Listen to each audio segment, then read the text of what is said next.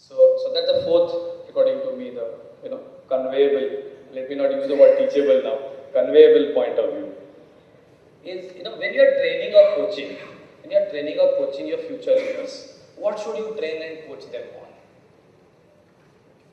Now, some of our speakers, earlier in the day, they said that there is a high, there is an extreme high when there is unison between who you are and what the organization is also trying to be, right? So we say that a Bajaj leader or a Bajaj auto leader, he should be what? So we have two mirrors, okay? Mirror A, mirror B.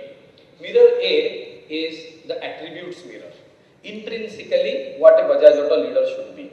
And mirror B is the behavior mirror, that how should he be achieving things, okay? The demonstrated part of those intrinsic qualities.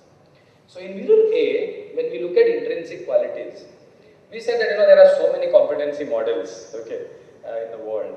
Which one do you take, okay, or do we develop something on our own, okay? And we generally have a belief of inside out.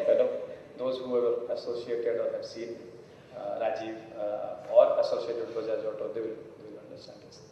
So we said that let's look at it ourselves and try to do something which is different.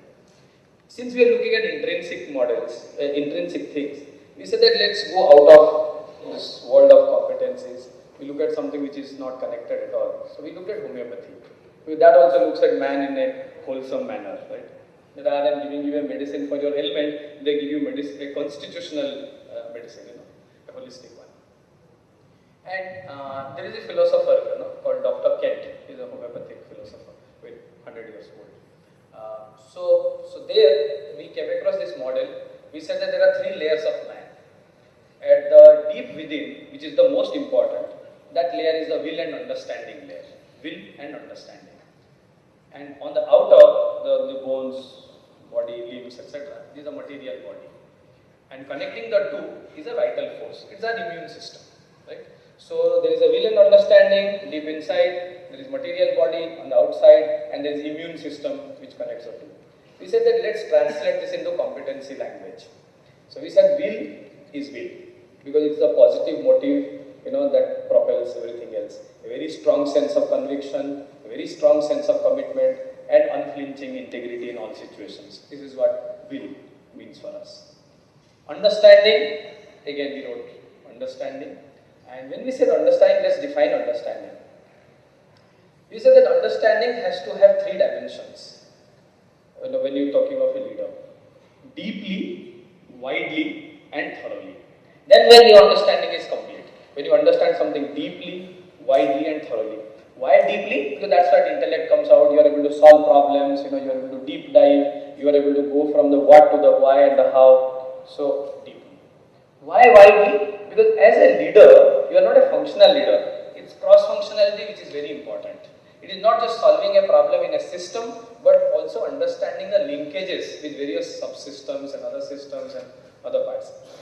The widely part gives the leader an ability to see the big picture, but at the same time, all transcend when required from the strategic plane to the operational plane.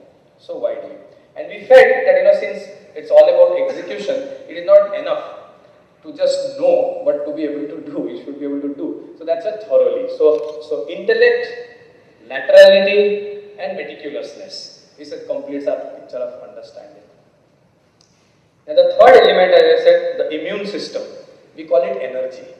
A leader must have energy. Okay? Because without energy, you can't translate your will and understanding to actions from self, from team, and from your associates outside. So things like passion, inspiration, cross-functional collaboration, these things we put together as energy. And lastly, we said that you must be fit.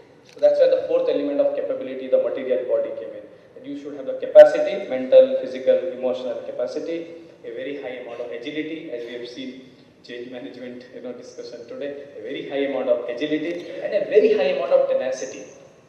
I mean, being able to, it's not enough just to, have good ideas, okay, because the world is, not a fair one sometimes, okay. So being able to take a few blows and still move on, that's the characteristics of a good leader. As you've seen in Rocky Balboa, So take a few, the winner is not the one who can give the hardest punch, but the one who is able to take a few blows and yet stand on his 2 feet. So we said that this is what capability is. So will, understanding, energy, capability, that for us created the mirror A, or the mirror of attributes. Then we had the mirror of behavior. We are starting from the top. We said that their role is to anticipate. Anticipate changes in the marketplace, anticipate technology, create a vision, create a long-term direction. So the role at the top is one of anticipation.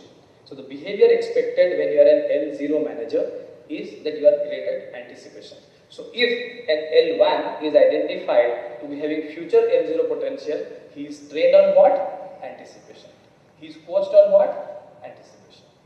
Similarly, if an L2 manager is identified to be a future L1, he is coached and trained on the next skill, which we call alignment.